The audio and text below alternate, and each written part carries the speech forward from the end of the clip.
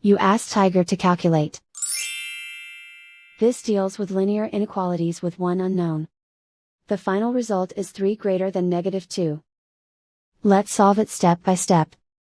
Simplify the expression. Expand the parentheses.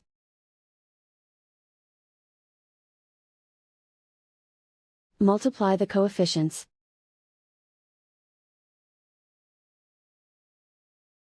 Simplify the arithmetic.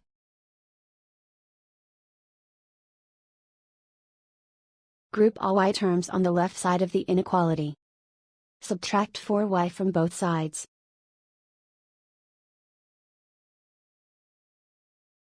Group like terms.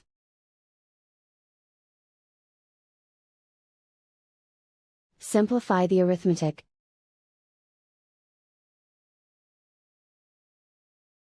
Group like terms.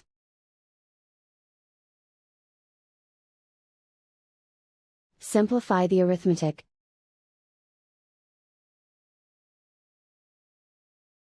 Plot the solution on a coordinate grid. And so the final result is 3 greater than -2.